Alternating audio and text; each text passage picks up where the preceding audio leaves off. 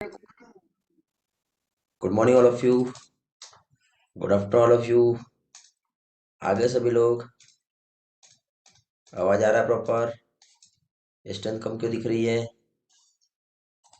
Class नहीं हुआ क्या इसके पहले का, या लिंक नहीं आई? Good afternoon Nandini. Good afternoon Anushka. Good afternoon Chaitali, Aditya, Pradnya. Good afternoon Atharva. क्या प्रॉब्लम है? बच्चे लोग ज्वाइन क्यों नहीं किए अभी तक के बेटा? लिंक नहीं मिला क्या मेरा? हर ग्रुप में चेक करो, लिंक तो पोस्ट किया हो ना मैंने। मिला है? इसके पहले का क्लास लेट हुआ क्या?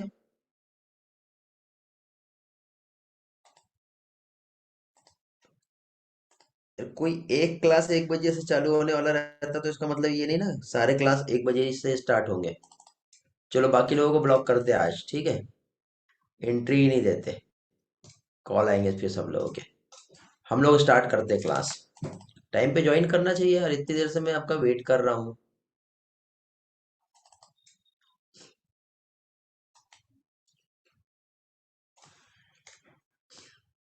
अब देखो बहुत सारे लोग वेटिंग पे दिख रहे हैं अभी।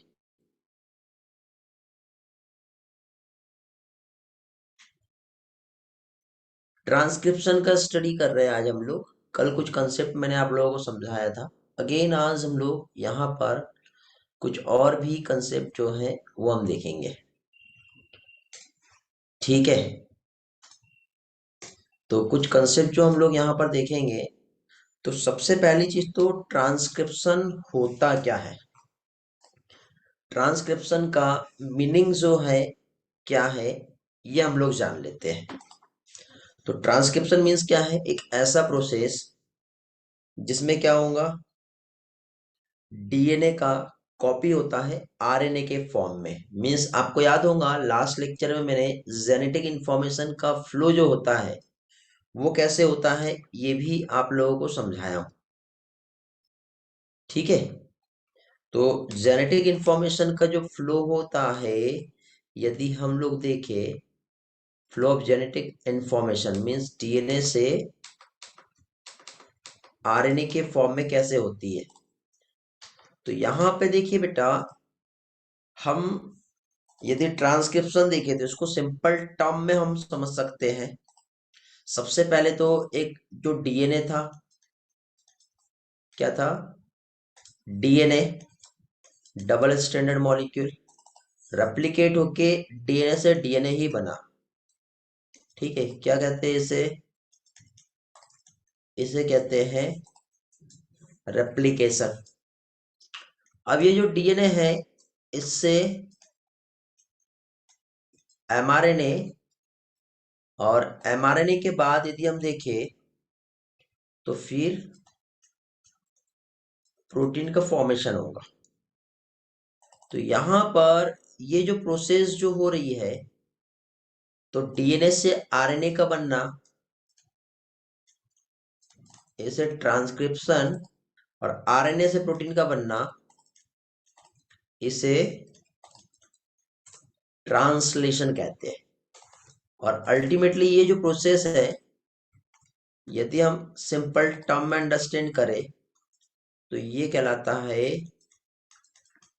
Protein synthesis. क्या कहलाएगा ये कहलाएगा प्रोटीन सिंथेसिस। तो प्रोटीन सिंथेसिस जो है, ये 2 स्टेप्स ऑफ मैकेनिज्म होता है। 2 स्टेप्स ऑफ मैकेनिज्म मीन्स कैसे? एक तो डीएनए से आरएनए बनेगा, दूसरा आरएनए से प्रोटीन बनेगा। 2 स्टेप्स ऑफ मैकेनिज्म हो गया ये।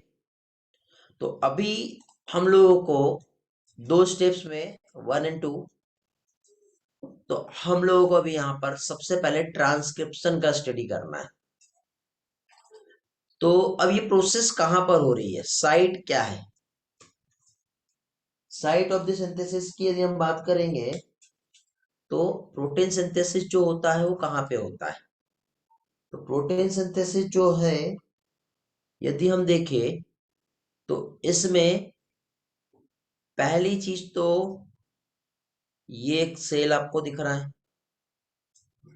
सेल के अंदर क्या होता है? सेल के अंदर होता है, ये जो है न्यूक्लियस है। इनसाइड द न्यूक्लियस हम जाएंगे तो ये होता है न्यूक्लिक एसिड, जिसे हम डीएनए या फिर आरएनए कहते हैं। फिर यहां पर इस तरह से होती है एंडोप्लाज्मिक रेटिकुलम। तो ये हो गया क्या चीज, सेल। दिख रहा है बेटा? सेल के बाद फिर हम आगे बढ़ेंगे तो ये जो है ये हो गया न्यूक्लियस। न्यूक्लियस के बाद आगे हम जाते हैं तो इसे कहेंगे, हो गया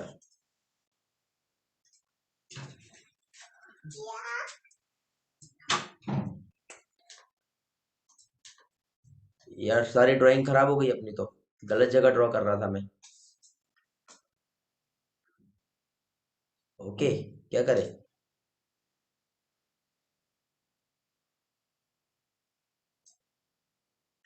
फिर से बना लेते हैं, ओके। एक काम करते हैं,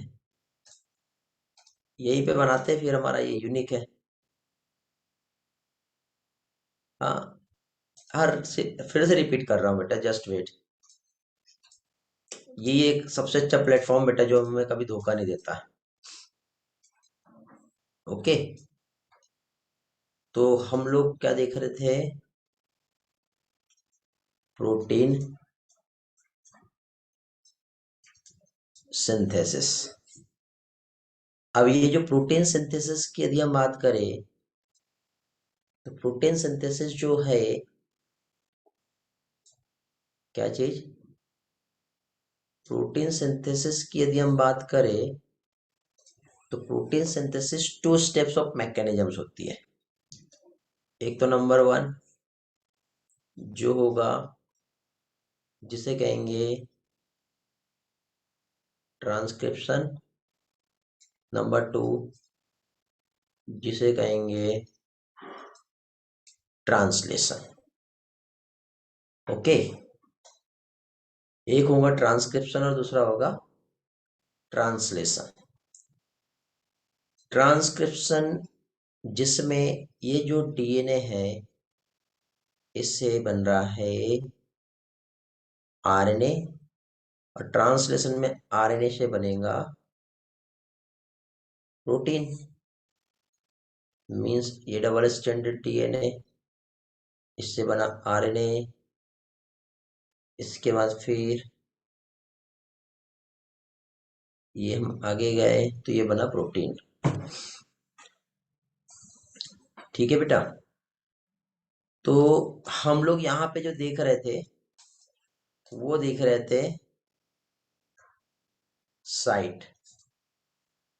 तो साइट को हम समझ रहे थे, तो साइट में हमने क्या देखे, ये जो आपको दिख रहा है, ये क्या है, एक सेल। इसके अंदर हम जाएंगे तो ये क्या हो गया, इनसाइड द सेल। उसके अंदर आप जाओगे तो ये हो गया। क्या क्या हो गया बेटा? ये सेल हो गई, ये न्यूक्लियस हो गया, और ये न्यूक्लिक एसिड, जैसे कि डीएनए आरएनए। फिर इसमें यहां से ऐसा लगा हुआ है स्ट्रक्चर आपको देखने को मिलेगा, जिसे क्या कहते हैं, एंडोप्लाज्मिक रेटिकुलम। फिर यहाँ पे इस तरह से एक स्ट्रक्चर देखने को मिलते हैं, जिसे क्या कहते हैं, राइबोसोम्स। तो ये जो है ईआर, और ये जो हो गया ये राइबोसोम है। ठीक है बेटा? तो क्वेश्चन ये है कि कौन सा प्रोसेस कहां पर होगा। ठीक है, कौन सा प्रोसेस मींस ट्रांसक्रिप्शन कहाँ होगा, ट्रांसलेशन कहाँ होगा, ये हमें याद रखना है।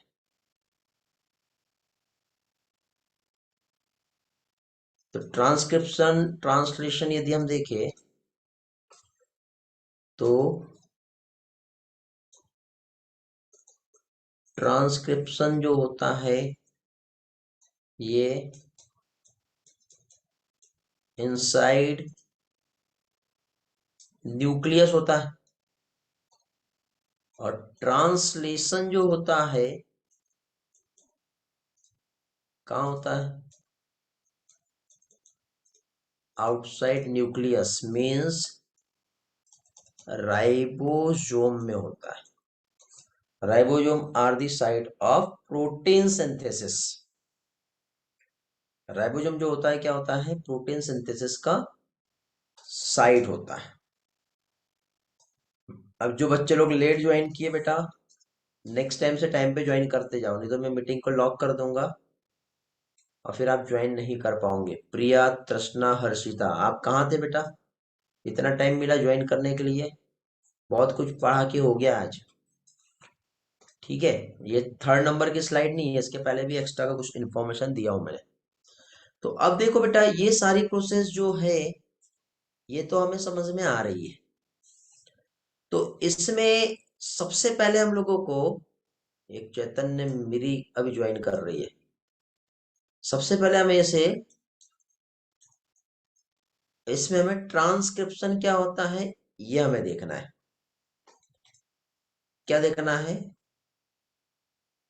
ट्रांसक्रिप्शन क्या होता है ये हम लोगों को देखना है। चैतन्य बेटा आप किधर थे? टाइम पे ज्वाइन करते जाओ, नहीं तो मैं एंट्री नहीं दूंगा नेक्स्ट टाइम से। अब कई बच्चे लोगों के कॉल आएंगे, सर हम ज्वाइन नहीं कर पा रहे, परेशान करेंगे, हैबिट है। ओके, किसी का कॉल रिसीव नहीं करना। इसके बाद देखो, ट्रांसक्रिप्शन एक ऐसा प्रोसेस जिसमें डीएनए से एमआरएनए का फॉर्मेशन हो रहा है। हमारे स्लाइड पे आते हैं वापस से, जो हम देख रहे थे थोड़ी देर पहले। तो हमारी स्लाइड में देखो क्या देख रहे थे हम? Protein synthesis. तो प्रोटीन सिंथेसिस के लिए जीन को सबसे पहले क्या करना पड़ेगा? एक्सप्रेस करना पड़ेगा। जीन एक्सप्रेस होगा तब जाके ही प्रोटीन सिंथेसिस होंगी, जो कंप्लीट होता है सेंट्रल डोग्मा ऑफ बायोलॉजी जो फ्रांसिस क्रिक ने दिया था। और सेंट्रल डोग्मा ऑफ बायोलॉजी मतलब flow of genetic information one way flow होता है, एक ही डायरेक्शन में होती है। तो एक ऐसा प्रोसेस जिसमें इंफॉर्मेशन कॉपी हो रही है डीएनए की एक स्ट्रैंड से एमआरएनए के फॉर्म में, इस फिनोमिना को ट्रांसक्रिप्शन कहते हैं। ओके, क्या कहते हैं इसे? इसे ट्रांसक्रिप्शन कहते हैं। क्या कहलाएगा ये ट्रांसक्रिप्शन कहलाएगा, जिसमें उसके बाद पॉलीपेप्टाइड चेन का फॉर्मेशन होता है एमआरएनए से। उस फिनोमिना को ट्रांसलेशन कहते हैं। थोड़ी देर पहले एक्सप्लेन किया मैंने ये। ओके, ये सारी चीजें हम लोगों ने थोड़ी देर पहले देखे। With the help of animation एक बार देख लो, कल मैंने रिवाइज करवाया था, वैसे ये वाला पार्ट आप लोगों को याद होगा। तो इसमें हम लोगों ने क्या देखे थे बेटा? कि पहली चीज तो क्या दिख रहा है आपको? डीएनए जो कि डबल स्टैंडर्ड मॉलिक्यूल है, स्ट्रैंड सेपरेट हो रहा है। आरएनए पॉलीमरेज वहां पे ज्वाइन हो रहा है, और न्यूक्लियोटाइड को उस डीएनए के स्ट्रैंड को रीड करते हुए एक न्यू न्यूक्लियोटाइड वहां पे जोड़ते जा रहा है। तो इस तरह से आरएनए फॉर्म हो रहा है, जिसमें 3 स्टेप्स ऑफ मैकेनिज्म्स होती है: इनिशिएशन, इलोंगेशन एंड टर्मिनेशन। कल मैंने समझाया था, अगेन एंड अगेन रिवाइज करवाते हुए मैंने आपको ये एनिमेशन जो है अभी दिखाया हूं, आपको समझ में आ रहा होगा क्या है ये।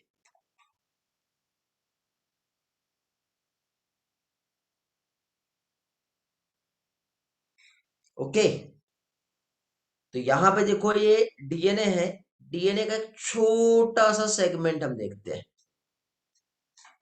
ये जहां पे स्पेशल टाइप की कोडिंग होंगी।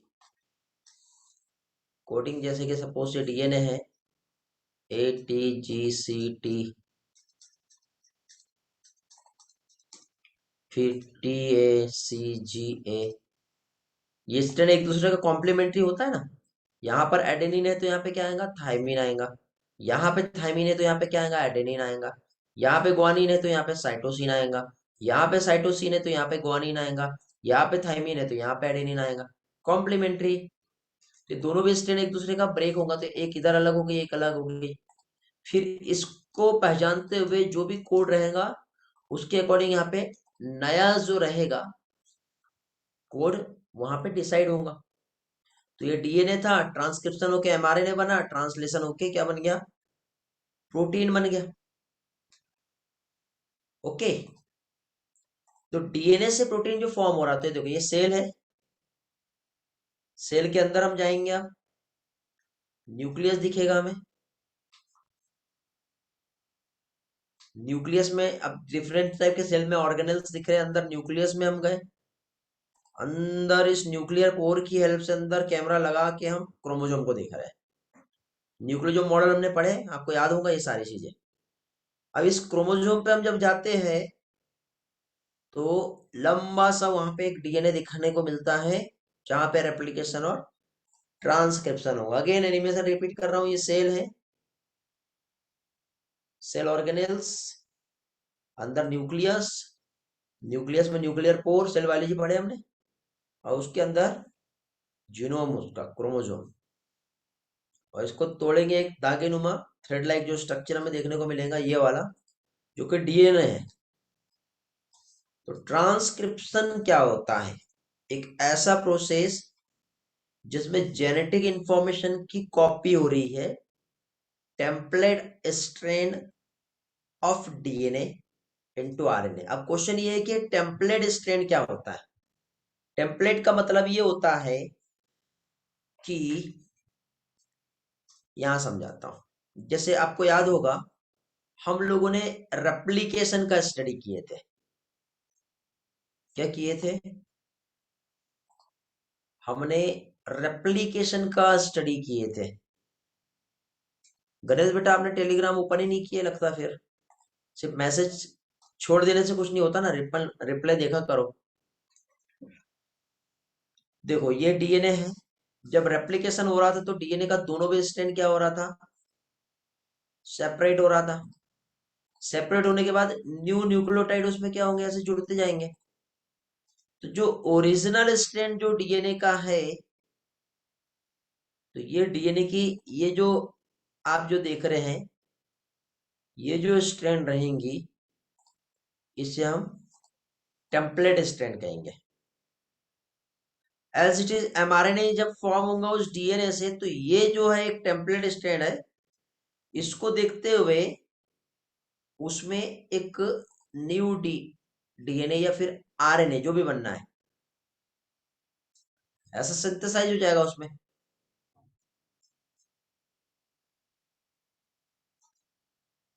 समझ गए। तो अब देखो यहाँ पे ये जो प्रोसेस जो हो रही है वो किस पर बेस्ड है, तो डीएनए से डीएनए बनता था तो डीएनए पॉलीमरेज चाहिए था। डीएनए से आरएनए बनाना है तो यहाँ पे जो एंजाइम इन्वॉल्व होगा वो क्या कहलाएगा, आरएनए पॉलीमरेज। इसका सारा समरी कंसेप्ट मैं आप लोगों को लास्ट लेक्चर में समझा चुका हूँ। ट्रांसक्रिप्शन कहाँ होता है ये लास्ट लेक्चर में, और आज मॉर्निंग में थोड़ी देर पहले, आज की शुरुआत में हमने देखे न्यूक्लियस। यूकेरियोटिक सेल में ही तो न्यूक्लियस होता है ना, प्रोकैरियोटिक में न्यूक्लियस थोड़ी होता है। प्रोकैरियोटिक में ऐसे दो कंपार्टमेंट होते हैं क्या, साइटोप्लाज्म और न्यूक्लियोप्लाज्म, नहीं होता है। बट यूकेरियोटिक में तो दो कंपार्टमेंट होता है। तो यूकेरियोटिक में दो कंपार्टमेंट होने की वजह से ट्रांसक्रिप्शन का जो प्रोसेस जो होता है वो कॉम्प्लिकेटेड हो जाता है थोड़ा सा। कैसा होता है, कॉम्प्लिकेटेड। मतलब वहां पे जब आरएनए बनेगा तो उस आरएनए को प्रोसेस करने के लिए मेहनत करनी पड़ती है, एक्स्ट्रा का वहां पे प्रोसेसिंग आरएनए में देखने को मिलता है।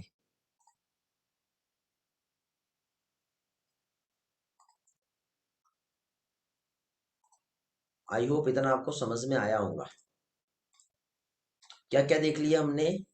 सबसे पहले हमने देखे ट्रांसक्रिप्शन में एक ऐसा प्रोसेस जिसमें जेनेटिक इंफॉर्मेशन कॉपी होती है एक स्ट्रैंड डीएनए से आरएनए की फॉर्म में।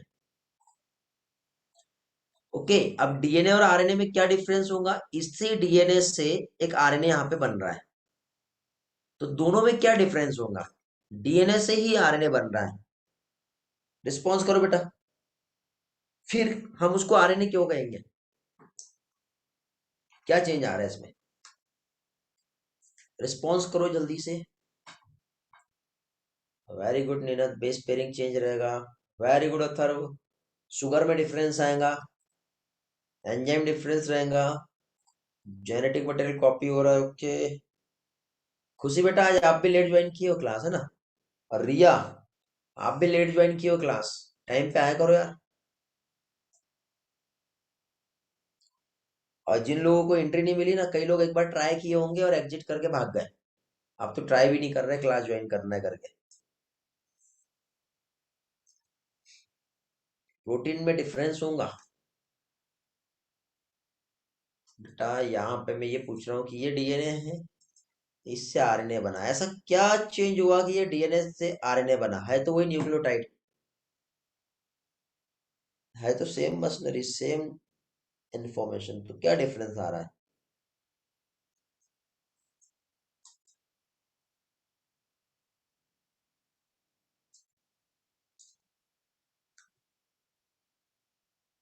वेरी गुड अथर्व, का आंसर प्रॉपर वे से आया। और एक और चीज चाहिए बेटा अथर्व, उसमें मिसिंग है।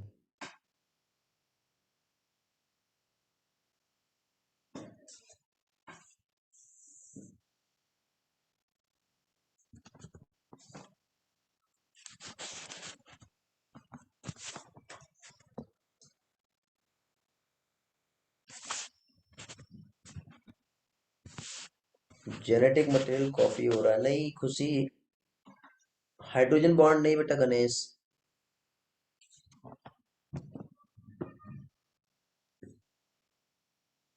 नो,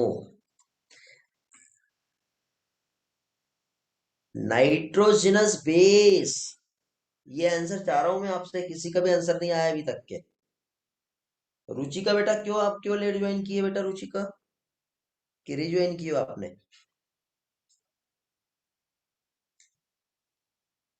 बेटा उसमें प्रॉपर वे से बोलो ना नीरज, आपने उसको क्लैरिफाई नहीं किए हो। रिज्वाइन किए रुचिका?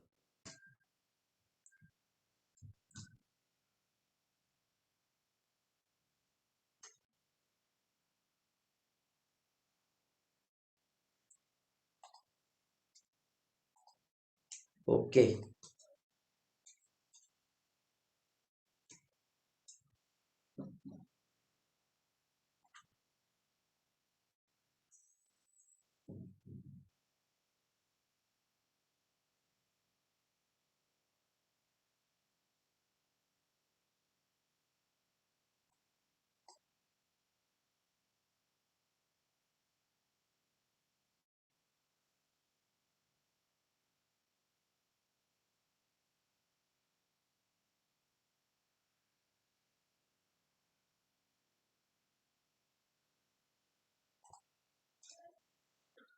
ओके, तो देखो बेटा, ये जो डीएनए था, इसमें जो पेंटोस शुगर थी वो डीऑक्सी राइबोज वाली थी।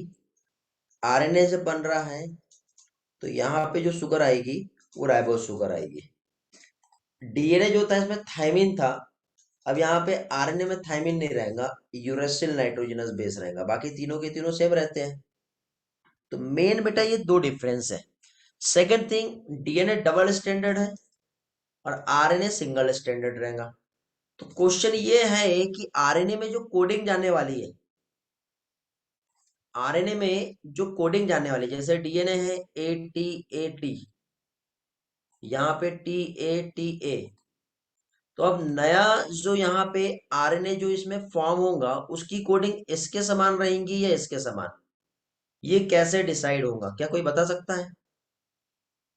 कोई भी बच्चा क्या एक्सप्लेन कर सकता है इस चीज को? यस और नो?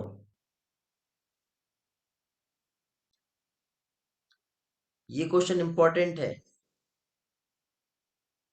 ये डिपेंड करेगा कि इसमें कोडिंग स्ट्रैंड कौन सा है और टेम्पलेट स्ट्रैंड कौन सा है। तो जो टेम्पलेट स्ट्रैंड रहता है उसको देखते हुए आरएनए में कोडिंग जाएंगी। टेम्पलेट क्या होता है ये हम लोगों ने कल रेप्लिकेशन में भी पढ़े थे। ठीक है, प्रमोटर नहीं बेटा।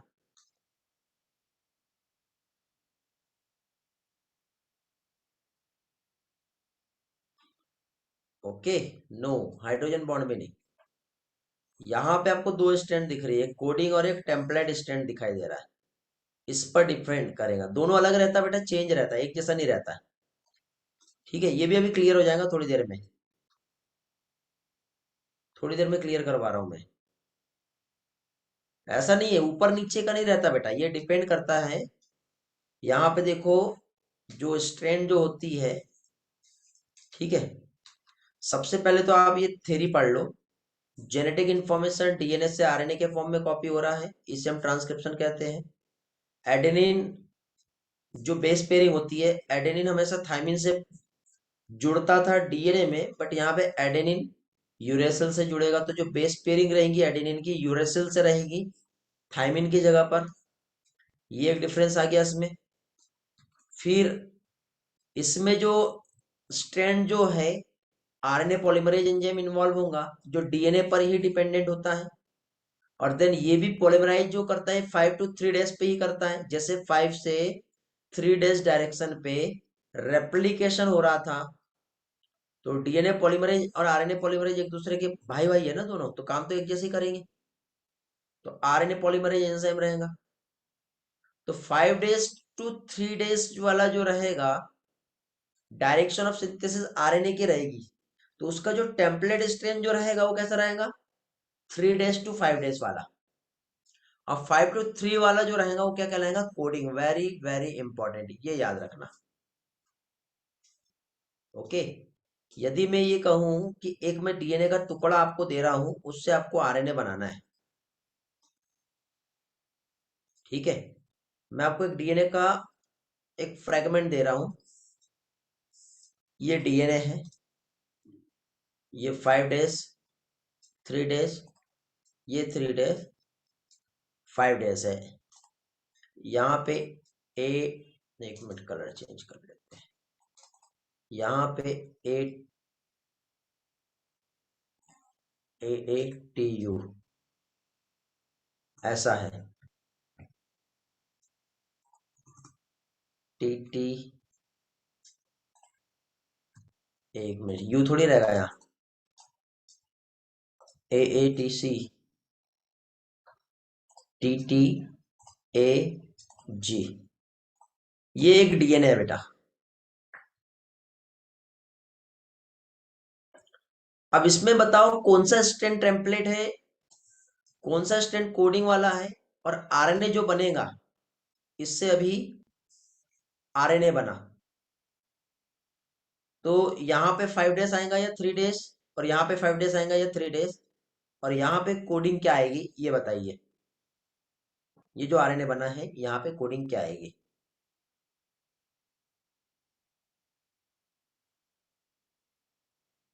किसी को समझा?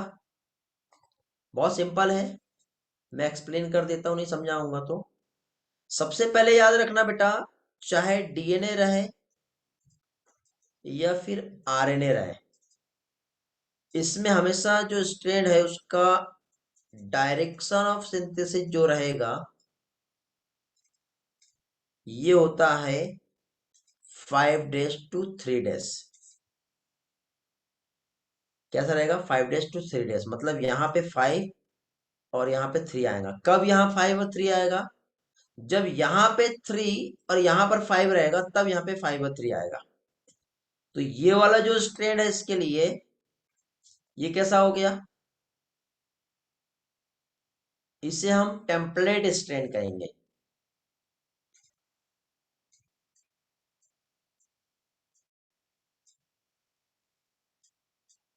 इसे हम टेम्पलेट स्ट्रैंड कहेंगे। तो फिर ये वाला जो स्ट्रैंड जो यहाँ पे आपको दिख रहा है, ये क्या कहलाएगा, ये वाले को हम कोडिंग स्ट्रैंड कहेंगे। तो अब आरएनए से बना, तो उसमें जो न्यूक्लियोटाइड यहाँ पे रहने चाहिए, वो कौन से रहेंगे? ए ए यू सी, क्योंकि इस टेम्पलेट स्ट्रैंड का कॉम्प्लीमेंट्री ये आएगा। तो इसका जो स्ट्रैंड में जो न्यूक्लियोटाइड रहेंगे ये इसके समान रहेंगे। किसके समान रहेंगे? इसके समान, लेकिन सिर्फ थायमिन की जगह पर यूरेसिल आ जाएगा। बट इसके क्या रहेंगे? कॉम्प्लीमेंट्री रहेंगे। तो अब ये तीन टर्म समझ में आ गया बेटा? ये क्वेश्चन एग्जाम में एमसीक्यू में पूछा जाता है आपसे। और आज जो भी लोग क्लास में नहीं है उनके साथ प्रॉब्लम होने वाली है, बिकॉज आज का रिकॉर्डिंग नहीं मिलेगा। रीजन ये है कि आज रिकॉर्डिंग क्लाउड पे नहीं हो रही है, और क्लाउड पे नहीं हो रही है तो मेरे सिस्टम में होगा, उसको कन्वर्ट करो, कोडिंग डिकोडिंग ये सब करना पड़ता है। बेटा आप लेट होना बेटा चैतन्य, इसलिए थोड़ा प्रॉब्लम आएंगे ही आपको। थोड़ी देर में समझ में आ जाएगा। अब डीएनए स्ट्रैंड जो था उसमें दोनों भी क्या था? जो डीएनए स्ट्रैंड था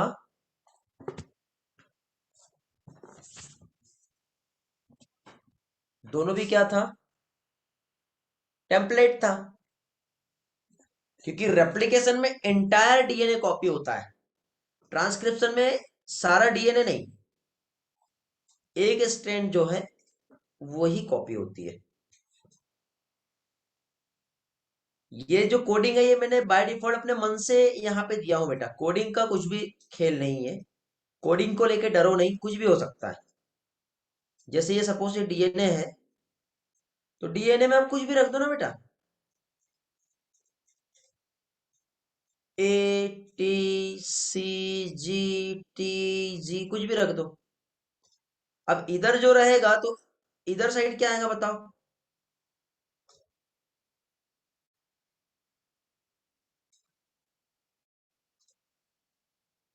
इधर साइड क्या आएगा बताओ? यहाँ पे थाइमिन आएगा, यहाँ पे एडेनिन आएगा, यहाँ पे ग्वानिन आएगा, यहाँ पे साइटोसिन आएगा, यहाँ पे एडेनिन आएगा, यहाँ पे साइटोसिन आएगा। TAGCAC।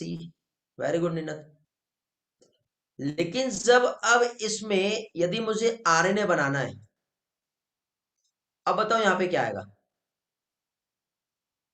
कोई बता सकता है भाई? यस और नो? यस और नो कोई बता सकता है? नहीं। क्यों? क्योंकि अभी आपको यही नहीं मालूम ना। कैसे बेटा नंदनी, इतने जल्दी क्या है? क्या नहीं, गलत हो गए आप लोग। सभी गलत है। अभी जब तक के मैंने यहाँ पे आपको ये नहीं कहा कि ये स्ट्रेन जो है,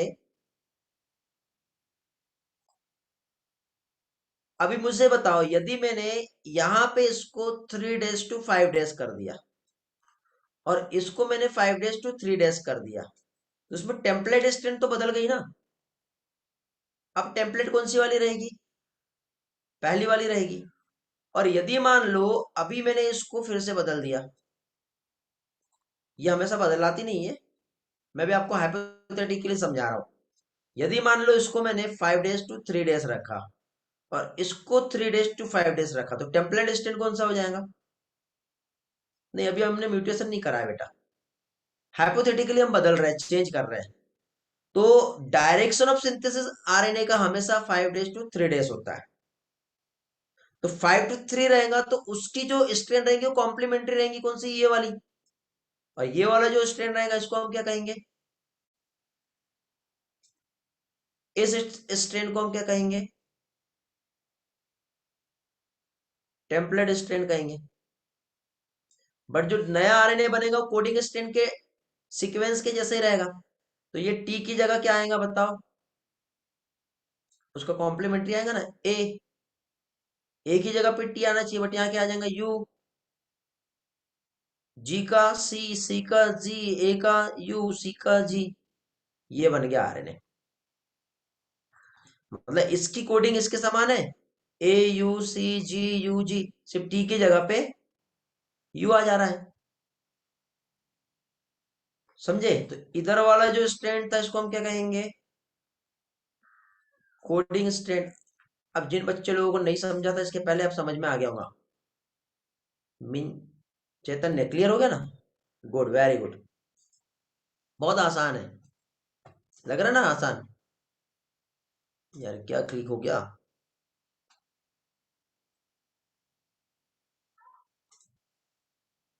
एग्जिट ही कर दिया मैंने उसको। जस्ट वेट, ओपन कर लेता हूँ।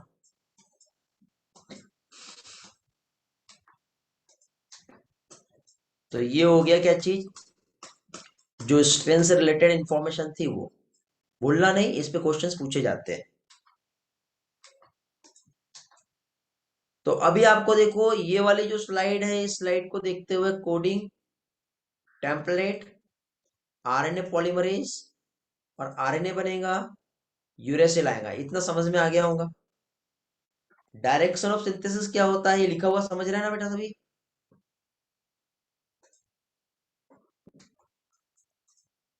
अब जो लिखा हुआ समझ रहा है उसको आप यहाँ पे स्लाइड में देखो। मतलब जब ट्रांसक्रिप्शन होता है तो both the strand are not copy during the transcription, because क्या रीजन है? जो कोड होता है फॉर द प्रोटीन सिंथेसिस, दोनों भी स्ट्रेन में क्या होगा? डिफरेंट होगा। और दोनों भी स्ट्रेन में जब डिफरेंट होगा तो फिर ट्रांसलेशन के टाइम पे कॉम्प्लिकेशंस आ जाएगी, क्योंकि दो आरएनए बनेंगे ना उस टाइम पे। दो आरएनए बनेंगे। कैसे दो आरएनए बनेंगे? देखो, यदि मान लो यहां पे ये ऐसा, ये डीएनए है। क्या है ये क्या है? ये डीएनए है। अब ये जो डीएनए है, अब यदि मैं आपको ये कहता हूं कि यहाँ पे ATC TAG, ये ऐसा यहां पे आपको दिख रहा है क्या चीज? डीएनए। अब यदि मान लो दोनों को हम टेम्पलेट स्ट्रेन की तरह यूज करते तो इससे कितने आरएनए बनेंगे? दो आरएनए बनेंगे, एक इधर और एक इधर। अब इसका सीक्वेंस क्या होगा बताओ? यदि मान लो ये वाले स्ट्रेन का आरएनए इधर और ये वाले स्ट्रेन का आरएनए इधर बना, तो ये ATC का क्या हो जाएगा? UAG। TAG का क्या हो जाएगा? AUC। तो एक आरएनए ये है और एक आरएनए ये है। अब देखो सेल के अंदर, न्यूक्लियस के अंदर ये एक डीएनए था, डीएनए का छोटा सा टुकड़ा, जहां पे इंफॉर्मेशन थी एक प्रोटीन को सिंथेसाइज करने की। अब वो जीन जब यहां से ये एक्सप्रेस हो रहा है और कहा कि जैसे कि सपोज हमारे बॉडी में कोई इन्फेक्शन हुआ है तो उसको मारने वाला एक प्रोटीन बनाना है, तो वो प्रोटीन को बनाने की इंफॉर्मेशन इस डीएनए के पास थी, ये वाले सीक्वेंस के पास। और यदि दो अलग अलग तरह से एक्सप्रेस हो गया तो अब यहां पे क्या होगा बताओ? इससे एक प्रोटीन बनेगा, इससे भी एक प्रोटीन बन जाएगा। लेकिन हमको जो प्रोटीन बनाना था उसका कोड क्या है, ये कैसे समझ में आएगा? तो दोनों स्ट्रैंड यदि आरएनए के बनते और दोनों यदि टेम्पलेट स्ट्रैंड की तरह काम करता तो यहाँ पे ये प्रोसेस कितनी ज्यादा कॉम्प्लिकेटेड हो जाती थी, बताइए। That is the reason. ये वाला ऑप्शन पढ़ो बेटा। Code for the protein synthesis is different in both strand. Process रहेगा कॉम्प्लिकेटेड ट्रांसलेशन के लिए, क्योंकि जब दो आरएनए मॉलिक्यूल प्रोड्यूस होंगे साइमल्टेनियसली तो फिर ये दोनों एक दूसरे के कॉम्प्लीमेंट्री हो सकते हैं।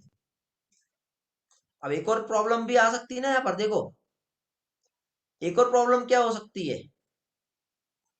एक और प्रॉब्लम ये हो सकती है कि यहाँ पे आपको देखो ये दोनों एक दूसरे के कॉम्प्लीमेंट्री दिख रहे हैं क्या?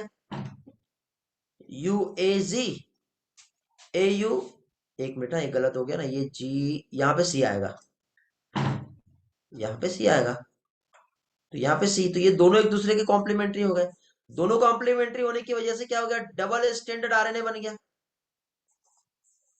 अब डबल स्टैंडर्ड आरएनए यदि बन गया तो ये आगे प्रोसीड हो पाएगा क्या? ये यूज हो पाएगा क्या? Can not use in translation. Translation में इसका कोई भी रोल नहीं रहेगा फिर। समझ गए? समझा? तो ऐसे ये प्रॉब्लम आ सकती है।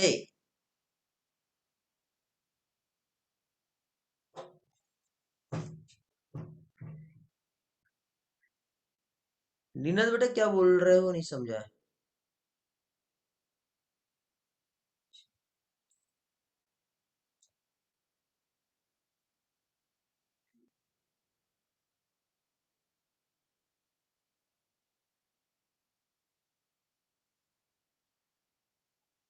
स्टैंड कौन से नहीं दिख रहे? अभी दिख रहा है क्या? मैं स्टैंड को कोडिंग से समझा रहा हूं ना।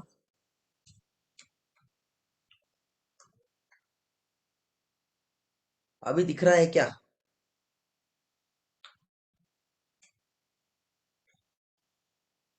अभी ऐसे कितने बच्चे लोग हैं जिनको कुछ भी नहीं समझा, वो लोग हैंड रेस करेंगे?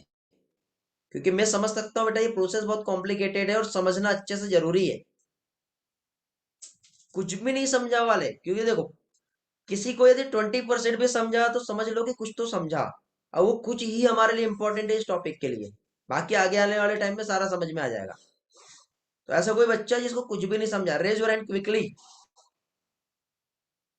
ऐसा कोई भी बच्चा नहीं है।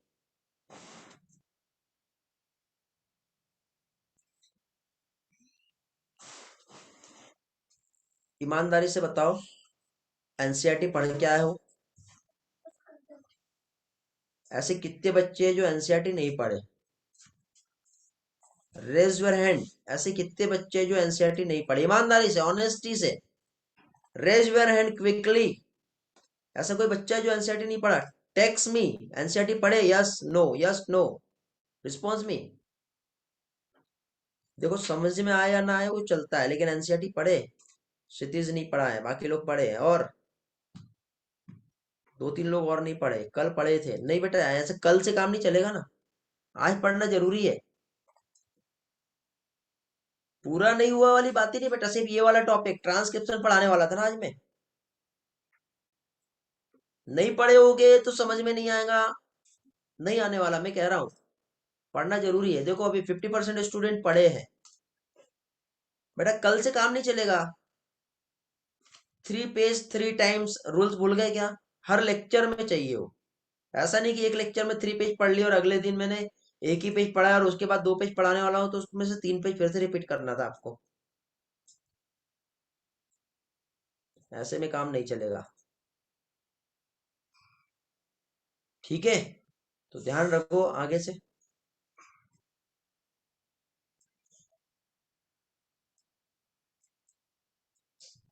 अभी पढ़ो, ये वाला स्टेटमेंट पढ़ो। ये पीछे जितना भी लिखा हुआ है इसको 2 बार पढ़ो। इस मीनिंग को समझा रहा हूं मैं, इतना सा मीनिंग को। अभी तो आगे बढ़ा भी नहीं हूं मैं।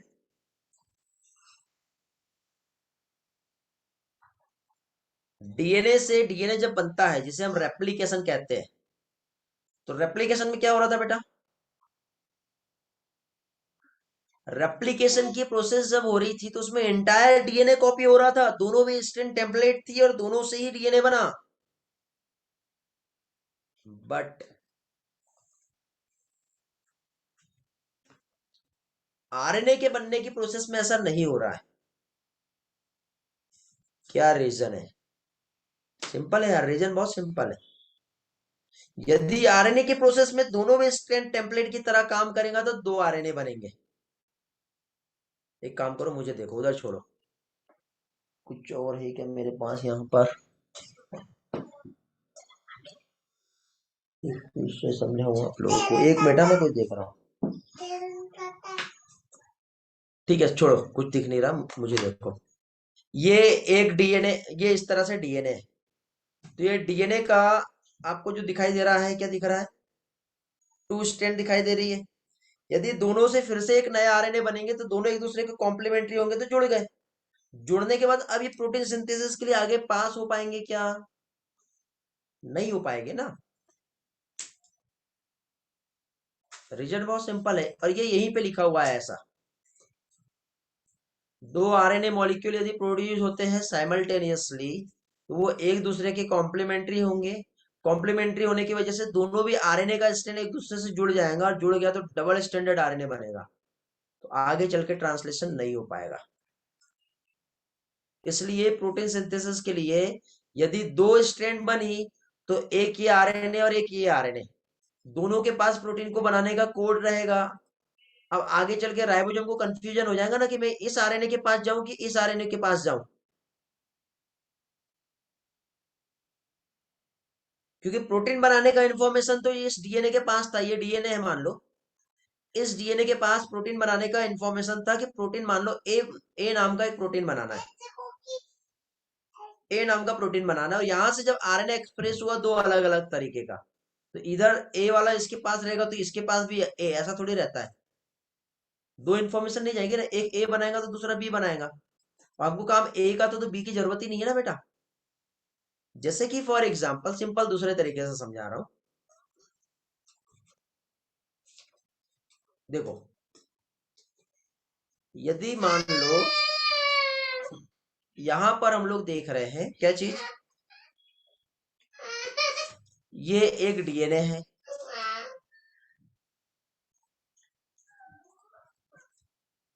ये एक डीएनए है,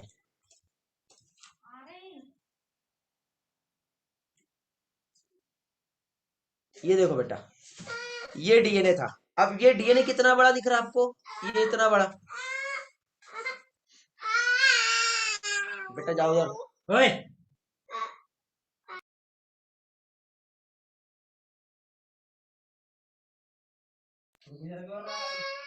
देखो यहाँ पे आपको ये इतना बड़ा डीएनए दिख रहा है। और मान लो आपके बॉडी में एक हार्मोन सीक्रेट करना है मुझे, दिख रहा है बेटा इतना बड़ा डीएनए। इसको सबको पहले इरेज कर देते, ठीक है। दूसरे तरीके से समझाऊंगा, बहुत आसानी से समझ में आ जाएगा।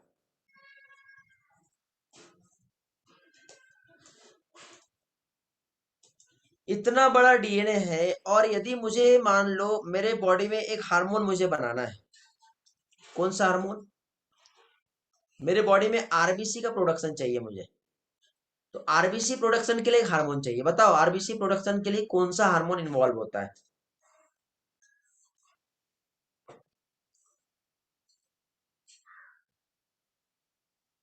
आरबीसी के प्रोडक्शन के लिए कौन सा हार्मोन इसेंशियल होता है। एनीबडी नो अबाउट दैट, याद है किसी को। बहुत सारे हार्मोन रहते हैं। एक होता है जिसे हम टेस्टोस्टेरोन कहते हैं, एक होता है जिसे हम एरिथ्रोपोइटिन कहते हैं, उसके बाद थायरोक्सिन जो है ये भी आरबीसी प्रोडक्शन में इन्वॉल्व होता है। अब ये सब छोड़ो, इसमें से सिर्फ हम एरिथ्रोपोइटिन की हम बात करेंगे। इसमें हम सिर्फ एरिथ्रोपोइटिन हार्मोन की बात करेंगे। कौन से हार्मोन की, एरिथ्रोपोइटिन हार्मोन। तो एरिथ्रोपोइटिन हार्मोन को हमें सिंथेसाइज करना है, तो ये एक सेल है, ये सेल का न्यूक्लियस, न्यूक्लियस में ये आपको डीएनए दिख रहा है। कौन सा डीएनए है, ये वाला। तो डीएनए का देखो इतना बड़ा जो है बेस पेयर रहता है ना उसमें, कितना 3.3 हैप्लॉइड सेट में, और 6.6 इंटू 10⁹ बेस पेयर, इतना बड़ा डीएनए। तो क्या एंटायर डीएनए के पास एरिथ्रोपोइटिन का कोड सीक्वेंस रहेगा क्या, नहीं। एरिथ्रोपोइटिन को बनाने का जो कोड सीक्वेंस इसके पास है वो सिर्फ इतना है, इतनी सी जगह में, ये ये इतना है। अब इतनी जगह पे जब इसके पास एरिथ्रोपोइटिन को बनाने का सीक्वेंस है, तो ये एक्सप्रेस हुआ। अब एक्सप्रेस होके एक आरएनए बना। अब ये आरएनए के पास कुछ कोडिंग आई कि भैया यहाँ पे अमीनो एसिड ट्रिप्टोफैन जोड़ दो, यहाँ पे फेनिलएलनिन जोड़ दो, यहाँ पे टायरोसिन जोड़ दो, यहाँ पे मेथियोनिन जोड़ दो, यहाँ पे वैलिन जोड़ दो, यहाँ पे हिस्टिडीन जोड़ दो, और यहाँ पे हिस्टामाइन जोड़ दो। और इस तरह से अमीनो एसिड 1 2 3 4 5 6 7 ऐसे जुड़े ना। ऐसे थोड़ी जुड़ा कि 5 6 2 1 3, ऐसा कुछ जुड़ा क्या। क्योंकि इसमें सीक्वेंस बहुत सारे हो सकते हैं। फिर 7 4 5 1 2 3 ऐसा जुड़ा है क्या? क्योंकि जितने बार अमीनो एसिड का ये सीक्वेंस बदलेगा उतना प्रोटीन का नेचर बदलते जाएगा। तो यदि हमें एरिथ्रोपोइटिन बनाना है तो 1 2 3 4 5 6 7 ऐसे ही बनाना पड़ेगा ना। 7 4 5 1 2 3 ये जो भी है, या 5 6 2 1 3, तो ये अलग अलग टाइप के हार्मोन बनते जाएंगे यहाँ पर। और इसकी कोडिंग सीक्वेंस किसके पास है? इस डीएनए के इतने से टुकड़े के पास। देखो इतना बड़ा रीजन होता है। 20 अमीनो एसिड के नाम आपको याद करना है बेटा, एक बार रिवाइज करना है, ये आपको होमवर्क रहेगा। बायोमोलिक्यूल में मैंने पढ़ाया था, आगे आने वाले जेनेटिक कोड में इसका आपको हेल्प मिलेगी। तो ये काम करके रखना, डे आफ्टर टुमारो जब हमारा क्लास होगा तो उसमें आपके लिए ये हेल्पफुल रहेगा। ठीक है। तो अब मुझे ये बताओ कि डीएनए के पास इतनी सी जगह पे कोडिंग थी जिससे ये आरएनए बना, और ये आरएनए के पास जो कोडिंग थी उससे ये अमीनो एसिड जुड़ेंगे और उससे जुड़ के एक प्रोटीन बनेगा। और वो प्रोटीन फिर आपका इंसुलिन भी हो सकता है, वही प्रोटीन आपका थायरोक्सिन भी हो सकता है, वही प्रोटीन आपका फॉलिकल स्टिमुलेटिंग हार्मोन भी हो सकता है। ये डिपेंड करेगा कि इसका कोडिंग सीक्वेंस क्या है, और ये सीक्वेंस कहाँ पर डिपेंड करेगा? जो डीएनए का सेगमेंट जो एक्सप्रेस हो रहा है उस पर डिपेंड करेगा ये।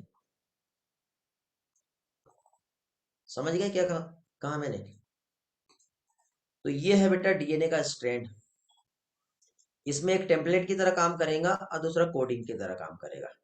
तो 3 days to 5 days जो रहेगा वो टेम्पलेट, 5 days to 3 days जो रहेगा वो कोडिंग, और उसके बाद जब आरएनए बनेगा तो ये आरएनए बन गया। तो इसका कॉम्प्लीमेंट्री रहेगा और इसके जैसा रहेगा, सिर्फ थाइमिन की जगह पे यूरेसिल आएगा, TACGUA। ये कोडिंग का जैसा ही यहाँ पे कोड रहेगा, और टेम्पलेट का कॉम्प्लीमेंट्री रहेगा। तो यदि दो स्ट्रैंड एक्सप्रेस होते हैं तो प्रोसेस कॉम्प्लिकेटेड हो जाएगी ट्रांसलेशन के लिए, क्योंकि दो अलग अलग कोड मिलेंगे, और फिर बनाना क्या समझेगा क्या नहीं, पहली चीज। दूसरा, दोनों स्टैंड एक दूसरे के कॉम्प्लीमेंट्री रहेंगे तो दोनों आपस में एक दूसरे से जुड़ जाएगा और डबल स्टैंडर्ड आरएनए बन जाएगा, जिससे आगे चल के ट्रांसलेशन नहीं हो पाएगा। ये वाला पैराग्राफ पढ़ लो एक बार फिर से, समझा कि नहीं समझा ये पूछो मुझसे। बहुत इंपॉर्टेंट है ये वाला पैराग्राफ।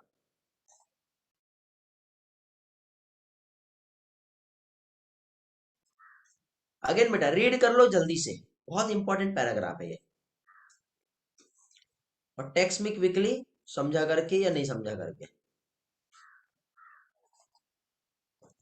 देखो आज का लेक्चर हमारा सिर्फ एनसीईआरटी के एक पैराग्राफ को पढ़ने में ही चला गया, समझने में चला गया, पढ़ने में नहीं। 4 लाइन, शुरू की 4 लाइन, कितनी देर से पढ़ा रहा हूँ, कितना टाइम हो गया? 1 घंटे के आसपास हो ही गया अभी। एग्जैक्ट इसी टाइम पे मैंने क्लास चालू कर दिया था। सरवरी ज्वाइन हो गई क्या बेटा? शुरुआत में दिखे थे आप मुझे, फिर गायब हो गए बहुत देर तक के, फिर ट्राई किए कि ज्वाइन करके देखते हैं। टाइम पे ज्वाइन किया करो, फिर से भाग गई ज्वाइन करके वो। सरवरी, जीव तोड़े। नेक्स्ट टाइम से क्लास में टाइम पे एंट्री करना, नहीं तो एंट्री नहीं मिलेगी। ठीक है। शुरू में एक बार देखे आपने, नहीं हो रहा था तो लगा नेटवर्क एरर है, आधे घंटे तक के गायब हो गए। अभी थोड़ी देर पहले ही ज्वाइन किए हो आप, ऐसा नहीं किया करो। नेटवर्क का प्रॉब्लम नहीं था बेटा, मैं यहाँ से आपको एंट्री नहीं दे रहा था क्लास में। रीजन ये था कि आप टाइम पे ज्वाइन नहीं किए, बहुत लेट ज्वाइन कर रहे थे।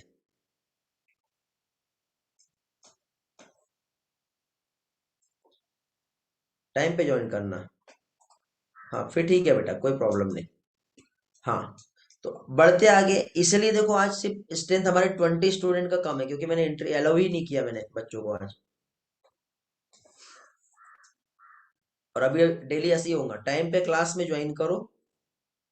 रिकॉर्डिंग भी नहीं मिलेगा आपको, क्लास में नहीं रहते हो तो। आज जितने 20 बच्चे क्लास में नहीं है ना, उनको कोई रिकॉर्डिंग नहीं देने वाला मैं।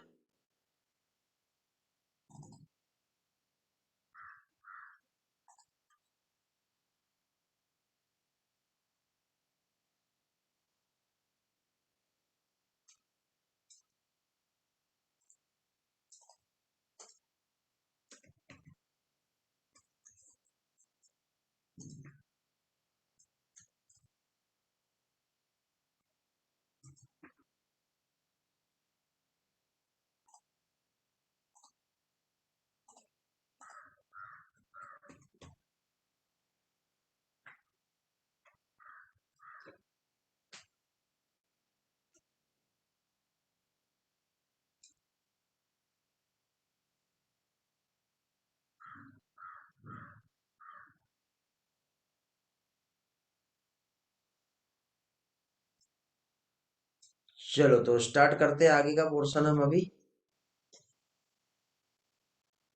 कहाँ तक पहुंच गए हम लोग? दोनों स्टैंड कॉपी हो रही है या नहीं हो रही है?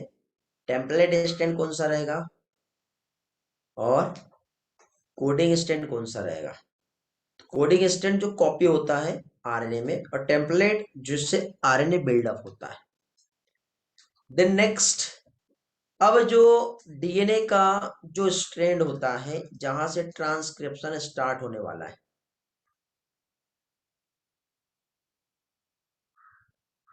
हाँ बेटा वो क्या नुस्खा? तो क्या देख रहे थे हम लोग? यदि मान लो ये डीएनए है, तो ये जैसे कि सपोज ये डीएनए है, तो प्रोसेस 3 स्टेप्स ऑफ मैकेनिज्म से, तो डीएनए का एक साइड ये वाला रीजन, और डीएनए का एक ये वाला रीजन, ऐसे दो रीजन आपको दिख रहे हैं यहाँ पर। दो रीजन दिखाई दे रहे हैं आपको। तो डीएनए में ये वाला जो पार्ट और ये वाला जो पार्ट है, तो इसे कहते हैं प्रमोटर। और डीएनए का ये वाला जो पोर्शन होता है इसे टर्मिनेटर साइट कहते हैं। तो एक हो गया प्रमोटर और एक होता है टर्मिनेटर। प्रमोटर मीन्स एक ऐसी जगह जहां पर की प्रोसेस क्या होगा, स्टार्ट होता है। इसे हम स्टार्ट पॉइंट कहते हैं। और ये एक ऐसी जगह जहां पे ट्रांसक्रिप्शन एंड होता है, रुक जाता है। तो एक को हम रेड सिग्नल और एक को हम ग्रीन सिग्नल कहेंगे। तो ये जो रहेगा ये ग्रीन सिग्नल रहेगा, हरी झंडी मिलने वाली है यहाँ से प्रोसेस की शुरुआत के लिए। और ये जो रहेगा ये रेड सिग्नल रहेगा जहां पे प्रोसेस एंड होने वाली है। ठीक है बेटा? तो ऐसे यहाँ पे प्रोसेस होगी। तो जब यहाँ पे ये प्रोसेस जब हो रही है, तो स्लाइड पे आ जाओ थोड़ा सा, यहां से समझ लो क्या क्या दिख रहा है आपको। प्रमोटर, प्रमोटर एक ऐसी जगह जहां पे आरएनए पॉलीमरेज जाके बाइंड करता, कल पढ़ाया था मैंने। ठीक है, तो देखो एक ऐसा सेगमेंट, क्या देख रहे हैं अभी हम लोग? ट्रांसक्रिप्शन यूनिट देख रहे हैं। और ट्रांसक्रिप्शन यूनिट 3 पार्ट से बना होता है। प्रमोटर, दूसरा आएगा स्ट्रक्चरल जीन, और तीसरा आएगा टर्मिनेटर। अब बोलोगे सर स्ट्रक्चरल जीन तो आपने पढ़ा ही नहीं। जो बीच वाला पार्ट था बेटा उसको हम स्ट्रक्चरल जीन कहेंगे। जो बीच वाला पोर्शन था उसे हम क्या कहेंगे? Structural gene. ओके। तो प्रोमोटर एक ऐसी जगह होती है जहां पे आरएनए पॉलीमरेज आके बाइंड कर सकता है। और आरएनए पॉलीमरेज जब बाइंड करेगा तो ये प्रोसेस जो है वो कंटिन्यूअस आगे बढ़ेगी। जो कहाँ लोकेटेड होता है? तो 5' एंड पर आरएनए बना है। देखो फिर से अगेन ड्राइंग करके हम देखेंगे प्रोसेस कैसे हो रही है। तो देखो ये इस तरह से ये आरएनए बना है जो 5' और 3' रहेगा। तो जो 5' वाला हिस्सा रहता है ना इधर, और ये 3' वाला हिस्सा रहता है इधर। तो 5' वाला हिस्सा इसे हम अप स्ट्रीम एलिमेंट कहते हैं। और इधर वाला जो रहता है ये डाउन स्ट्रीम कहलाता है।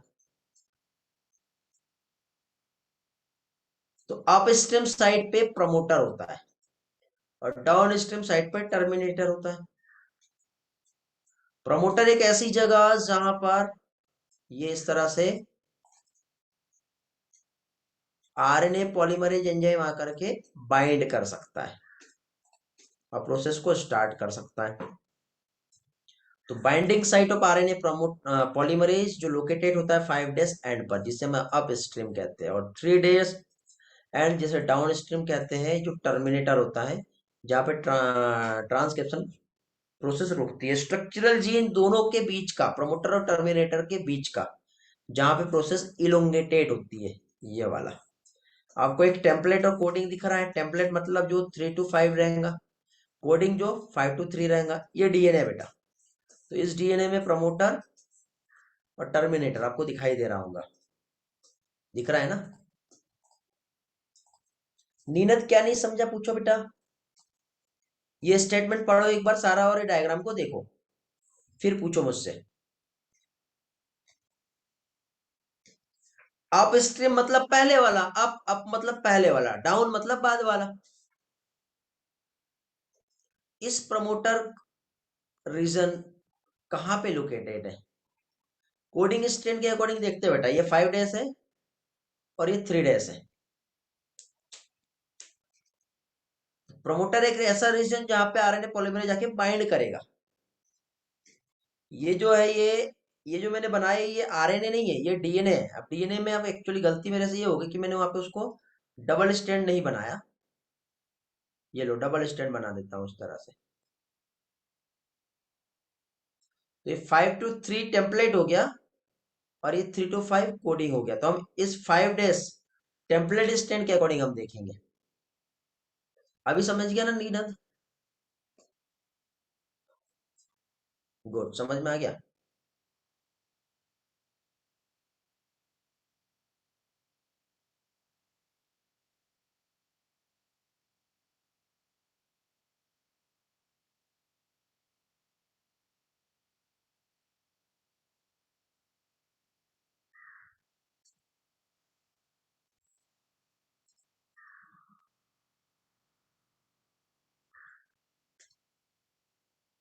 स्लाइड दिखाना है? हाँ स्लाइड पढ़ लो बेटा, just read it, just read it.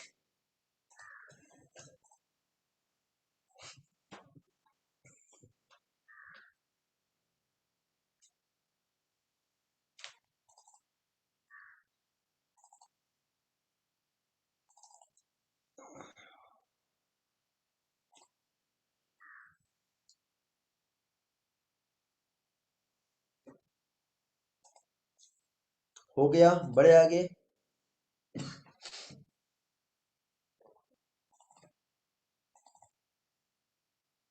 बाकी बच्चे बेटा रिस्पॉन्स करो जल्दी से, यहाँ तक क्लियर है क्या? आज ट्रांसक्रिप्शन कंप्लीट शायद होगा कि नहीं होगा, आइडिया नहीं है, बट मैं ट्राई कर रहा हूँ। और दिवाली के पहले या दिवाली के टाइम पे ये चैप्टर हमें कंप्लीट करना है। दिवाली के बाद हम बायोटेक में मिलेंगे, लास्ट चैप्टर रहेगा हमारा बायोटेक, जिसको 2 पार्ट में डिवाइड किया है। बायोटेक का एक एप्लीकेशन है और एक प्रिंसिपल प्रोसेस है। बहुत छोटा सा चैप्टर है, थोड़ा सा समझने वाला है, बाकी उसमें थ्योरी दी हुई है। बहुत आसानी से वो चैप्टर कंप्लीट होगा, इस तरह से आपका सिलेबस भी हो जाएगा। ओके।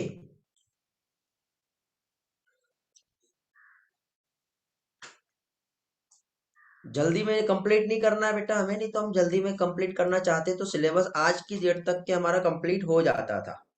बट ऐसा नहीं करना है क्योंकि हमको समझना है अच्छे से कंसेप्ट को, इसलिए थोड़ा सा 2-4 दिन आगे पीछे हो रहा हमारा सिलेबस। फिर आपका रिवीजन शेड्यूल चालू हो जाएगा बेटा, आप लोगों ने स्टडी चालू कर दिए हो, ये सिलेबस एंड हो ही गया है। मे बी 15 नवंबर से आपकी रिवीजन टेस्ट सीरीज चालू हो जाएगी। 40 डे का प्रोग्राम रहता है, 40 डेज में कंप्लीट, जिसमें फिजिक्स भी, केमिस्ट्री भी और बायोलॉजी भी ये कवर अप होने वाली है। तो यदि आपको ऐसा लगता है कि इस 2 साल में हम अभी तक के अच्छे से नहीं पढ़े हैं, तो ये आपके साथ एक गोल्डन चांस है, पढ़ लो अच्छे से। कहीं डाउट आता है तो पूछ लो अच्छे से, कुछ क्वेश्चन की प्रैक्टिस नहीं हो पाई है तो अगेन प्रैक्टिस कर लो अच्छे से। ठीक है बेटा? और ये हम लोगों का आप लोगों के लिए एक लास्ट एफर्ट रहता है, क्योंकि इसके बाद आगे की जो लड़ाई रहेगी वो आपकी खुद की रहेगी, आपके अपने लिए। लेकिन हम लोगों का लास्ट एफर्ट रहता है ये वाला, क्योंकि इसके बाद चालू हो जाती है मॉक टेस्ट। और मॉक टेस्ट में फिर पेपर का डिस्कशन होता है, वो तो लास्ट टाइम तक के हम आप लोगों के साथ रहेंगे। लेकिन हम लोगों के तरफ से सबसे बड़ा जो एफर्ट होता है आप लोगों के लिए वो यही वाला रहता है। तो जितना भी आप हम लोगों से प्रैक्टिस चाहते हो, डाउट क्लियर चाहते हो, हर चीज बिल्कुल हम लोग हमेशा आप लोगों के लिए है। अपना भी फुल पोटेंशियल दीजिए, 100% दीजिए। रिजल्ट आपके पास है, रिजल्ट आपके साथ है।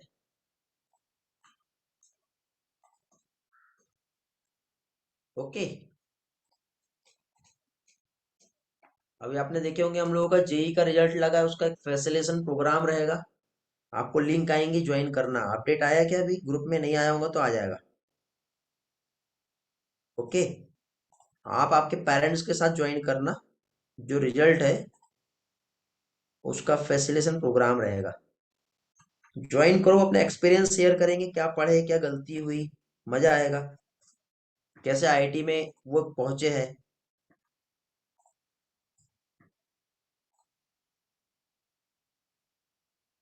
ओके।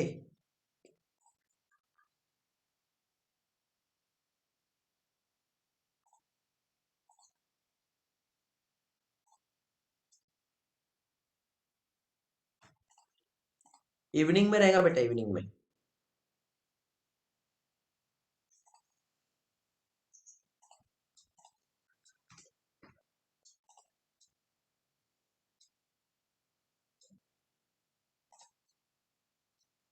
हाँ, आज ही रहेगा।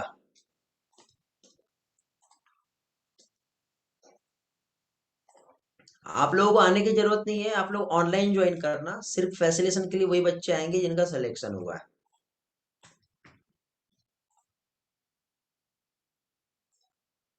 ठीक है, स्टार्ट करते हैं फिर। आगे का पोर्शन, प्रमोटर और टर्मिनेटर आपको समझ में आ गया है। Transcription unit, structural gene, promoter and terminator, ये समझ में आ गया है।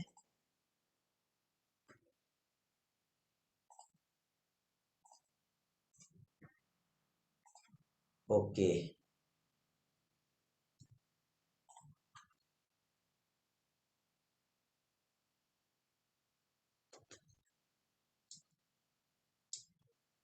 Very good.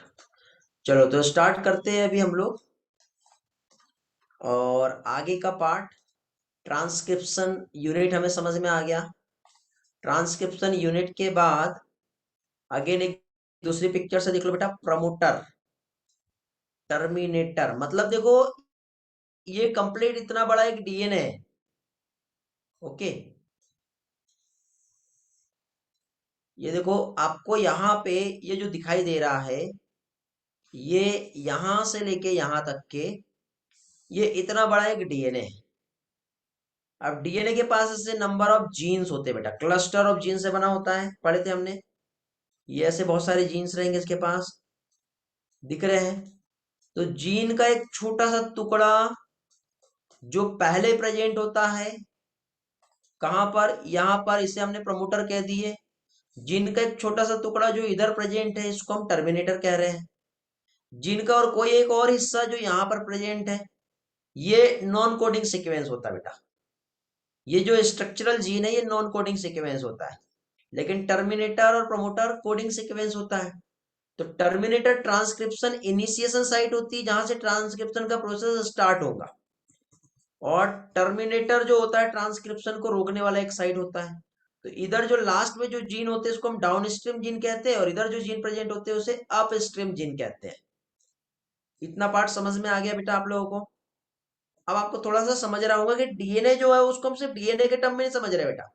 ये जो डीएनए है, इसमें नंबर ऑफ जीन्स प्रेजेंट होते हैं, जिसमें एक जीन होता है जिसे हम सिस्ट्रॉन कहते हैं, एक जीन होता है जिसे हम रिकॉन कहते हैं, एक जीन जिसमें म्यूटॉन कहते हैं। आपने स्टेट बोर्ड में पढ़े होंगे ऐसा सब, सिस्ट्रॉन, रिकॉन, म्यूटॉन, याद आ रहा है? तो ऐसे बहुत सारे जीन्स प्रेजेंट है। सिस्ट्रॉन एक ऐसी जगह जहां पे वो एक्सप्रेस करेगा प्रोटीन सिंथेसिस के लिए। म्यूटॉन एक ऐसी जगह जहां पे उसमें म्यूटेशन होता है। रिकॉन एक ऐसी जगह जहां पे एक्सचेंज होता है जेनेटिक मटेरियल, जिसको हम रिकॉम्बिनेशन कहते हैं। तो इस टाइप के जीन्स जो है डीएनए के पास प्रेजेंट होते हैं। ओके। फिर इसके बाद आगे बढ़ते हैं। तो अब यहाँ पे आपको एक और चीज दिख रही है कि जीन क्या है। क्वेश्चन ये है कि जीन क्या है। तो जीन क्या होता है बेटा? फंक्शनल यूनिट होता है इनहेरिटेंस का। जीन तो पढ़े ना बेटा? जीन मतलब डीएनए का एक छोटा सा टुकड़ा, स्मॉल सीक्वेंस ऑफ डीएनए, जिसके पास एक आरएनए को प्रोसेस करने की कोडिंग होती है। चाहे वो एमआरएनए रहे, आरआरएनए रहे या टीआरएनए, तीन टाइप के आरएनए रहते हैं।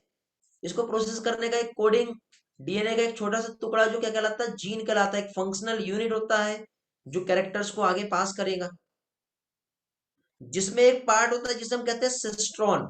सिस्ट्रॉन के अकॉर्डिंग जो जीन होते हैं दो टाइप के होते हैं, एक होता है पॉलीसिस्ट्रॉनिक और एक होता है मोनोसिस्ट्रॉनिक। तो पॉलीसिस्ट्रॉनिक कहां देखने को मिलता है? प्रोकैरियोटिक में। मोनोसिस्ट्रॉनिक कहां देखने को मिलता है? यूकैरियोटिक में। दोनों में डिफरेंस क्या आगे चल के समझाऊंगा मैं, अभी सिर्फ सिस्ट्रॉनिक याद रखो। सिस्ट्रॉन डीएनए का एक सेगमेंट जिसके पास प्रोटीन को बनाने की कोडिंग होती है। सिस्ट्रॉन क्या है? एक ऐसा कोड, एक ऐसा सीक्वेंस जिसके पास एक इंफॉर्मेशन है कि इंसुलिन बनाना है मुझे, कि मुझे थायरोक्सिन बनाना है, कि मुझे फॉलिकल स्टिमुलेटिंग हार्मोन बनाना है, कि मुझे ल्यूटिनाइजिंग हार्मोन बनाना, मतलब वो सारी इंफॉर्मेशन सिस्ट्रॉन के पास रहेगी। नीचे पिक्चर्स में आपको दिख रहा है, ये एक सेल है, ये एक न्यूक्लियस है, अंदर उसमें डीएनए है, उसमें क्रोमोसोम है, उसमें एक छोटा सा डीएनए का टुकड़ा है जिसे हम जीन कह रहे हैं। समझ में आ रहा है बेटा? क्लियर हो रहा है?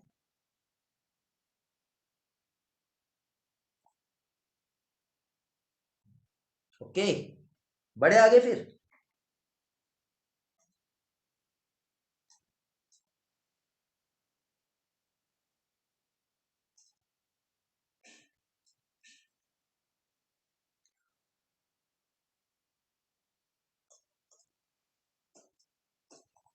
तो ये हो गया जीन।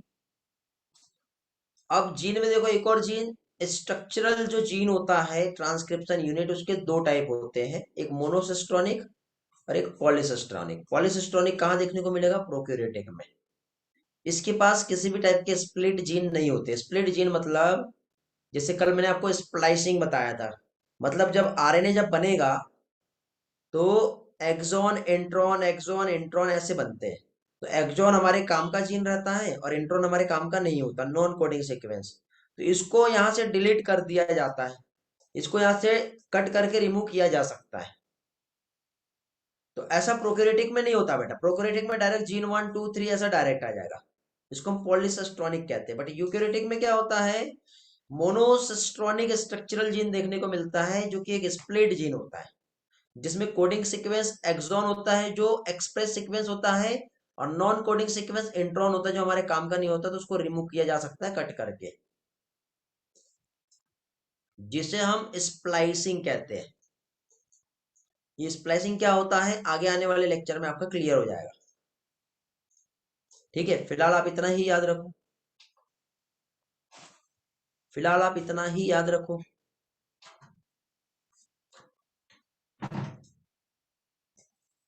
ठीक है बेटा, तो इसके बाद आगे बढ़ते हैं। तो ट्रांसक्रिप्शन का प्रोसेस कैसे होता है ये हम लोगों को देखना है। कल मैंने समझाया था ट्रांसक्रिप्शन की प्रोसेस जिसमें इनिशिएशन, इलोंगेशन और टर्मिनेशन होगा। इनिशिएशन की प्रोसेस, डीएनए की एक ऐसी जगह जहां पे प्रेजेंट होता है प्रमोटर, वहां पे एक एंजाइम जिसको कहते हैं आरएनए पॉलीमरेज आके बाइंड करेगा, लेकिन खुद से बाइंड नहीं कर सकता। उसको बाइंड करने के लिए क्या चाहिए होता है? Sigma factor. क्या चाहिए होता है? Sigma factor. ये कल पढ़ा दिया हूं मैंने आपको, अब याद नहीं रहता है ऐसा मान सकता हूं मैं, तो मैं रिवाइज करा रहा हूं। सबसे पहले इनिशिएशन हम देखेंगे। ओके, सबसे पहले हम लोग इनिशिएशन क्या होता है ये हम देखेंगे। तो ये डीएनए है, डीएनए के पास एक रीजन है, इसको हम क्या बोल रहे हैं? प्रमोटर। इधर ये एक एंजाइम है, इसको हम क्या बोल रहे हैं? आरएनए पॉलीमरेज जो अकेला काम नहीं कर सकता है, इसको क्या चाहिए? Sigma factor. तो with the help of sigma factor RNA polymerase कहाँ जाएगा? इस डीएनए के एक जगह प्रमोटर पे जाके बाइंड करेगा। इस तरह से ये डीएनए की एक जगह प्रमोटर रीजन, यहाँ पे आकर के with the help of sigma factor RNA polymerase bind किया और यहां से आरएनए बनाना चालू किया। इस प्रोसेस को कहते हैं इनिशिएशन।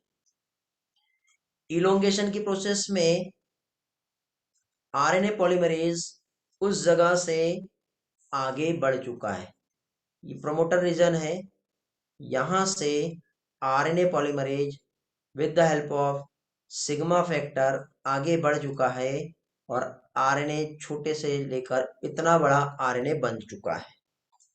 इलोंगेशन मतलब आरएनए लेंथ में आरएनए चेन बढ़ती है, और टर्मिनेशन में क्या करेंगे, इसको यहां से काट देंगे और आरएनए को वहां से अलग निकाल लेंगे, तो इसे कहते हैं टर्मिनेशन। लेकिन जब आरएनए यहाँ पे जब बनेगा तो वो प्री आरएनए बनता है। तो देखो यहाँ पे इनिशिएशन आपको दिख रहा है, इलोंगेशन आपको दिख रहा है, टर्मिनेशन आपको दिख रहा है, आरएनए वहां से अलग हो गया, पॉलीमरेज अलग हो गया। आरएनए को हटाने के लिए एक रो फैक्टर चाहिए होता है जो कैंची की तरह काम करता है, इसको यहाँ से आके काट के उसको अलग कर देता है। ऐसी ये प्रोसेस होती है। तो बैक्टीरिया में यदि प्रोकैरियोटिक में देखें तो ऑल टाइप ऑफ आरएनए एक ही आरएनए पॉलीमरेज से बनता है, लेकिन यूकेरियोटिक में आरएनए पॉलीमरेज जो होते हैं 1 आरएनए पॉलीमरेज 2 और आरएनए पॉलीमरेज 3, ऐसे 3 आरएनए पॉलीमरेज होते हैं। जैसे टीआरएनए को बनाना है तो आरएनए पॉलीमरेज 3 का जरूरत होता है, एमआरएनए को बनाना है तो आरएनए पॉलीमरेज 2 की जरूरत होती है। ये याद करना पड़ेगा आपको। आगे नेक्स्ट स्लाइड में दिखा देता हूं कैसे होता है। ओके, तो देखो RNA polymerase enzyme promoter site पे बाइंड किया, डीएनए को अनबाइंड करेंगे डबल हेलिक्स को, इनिशिएशन फैक्टर रो फैक्टर आता है, आरएनए पॉलीमरेज के साथ जुड़ करके आरएनए की सिंथेसिस करेगा। ठीक है, ये यहाँ पे दिख रहा है आपको, डीएनए के साथ ये आरएनए पॉलीमरेज आके बाइंड किया, ये ऐसा, फिर यहां से ऐसा आरएनए बनना चालू हो गया। दिख रहा है बेटा? फिर इस तरह से RNA chain 5 dash to 3 dash direction पे सिंथेसिस होना चालू हो जाएंगी, 5 to 3। देन सिंथेसाइज होने के बाद ये प्रोसेस, ठीक है, वही एटीपी जीटीपी सीटीपी यूटीपी ये सब चाहिए, जो कॉम्प्लीमेंट्री बेस पेयर रहता है डीएनए टेम्पलेट का वो जुड़ते जाएगा, तो ये लेंथ में इंक्रीज होते जाएगा इस तरह से आरएनए, जिसे क्या कहते हैं इलोंगेशन। पहले क्या था इनिशिएशन, फिर क्या आया इलोंगेशन। ओके, देन इसके बाद क्या आएगा टर्मिनेशन। टर्मिनेशन में रो फैक्टर आता है जो यहाँ पे बाइंड करता है आरएनए पॉलीमरेज से और उसको आरएनए को काट के अलग कर देता है, तो इससे क्या कहेंगे हम लोग टर्मिनेशन कहते हैं। ओके, तो ये प्रोसेस कुछ इस तरह से होती है, प्रमोटर कोडिंग स्टेन और टर्मिनेटर। एक एनिमेशन में मैं थोड़ी देर के बाद दिखाऊंगा आपको प्रोसेस कैसे होती है। ओके, जस्ट वेट, 4 स्लाइड रह गई है, मुझे चेक करने दो मेरे पास एनिमेशन इसमें है क्या।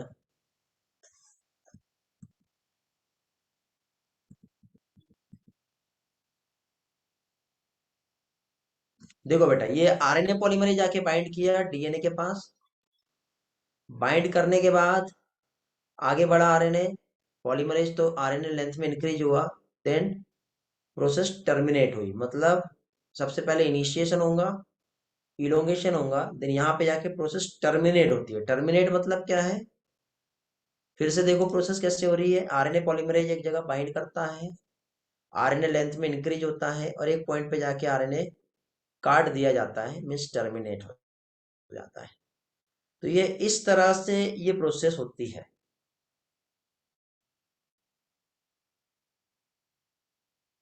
इस तरह से ये प्रोसेस होती है।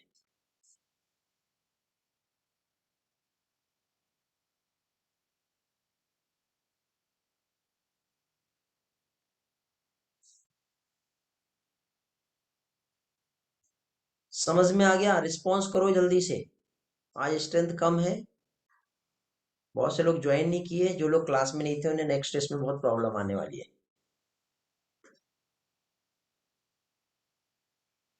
अब देखो कुछ चीजें मुझे यहाँ से इस स्लाइड से भी रिवाइज करवाना है आप लोगों को। ठीक है, ये मेरे लास्ट ईयर की स्लाइड है बेटा। अभी जो मैंने पढ़ाया वो इस साल के स्लाइड से पढ़ाया है, ये मेरा लास्ट ईयर का स्लाइड है। दोनों भी अच्छी है, बहुत अच्छी है।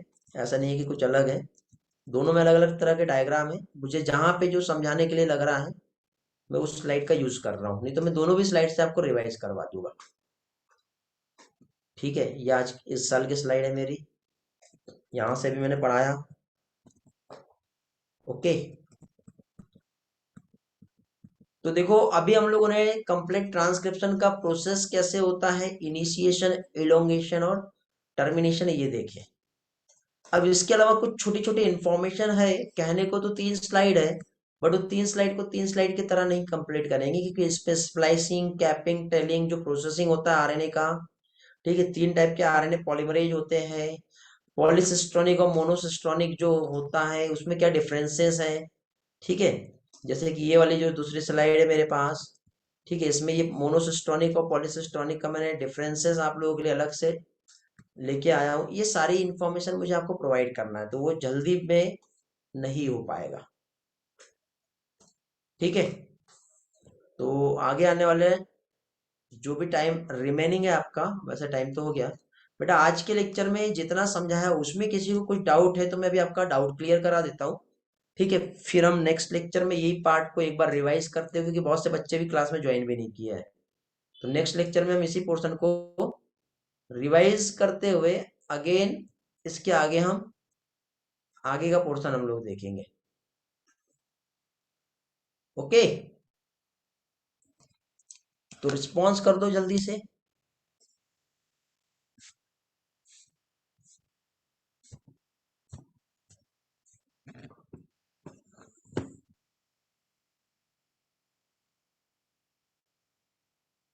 एवरीथिंग इज ओके, सारा चीज क्लियर है।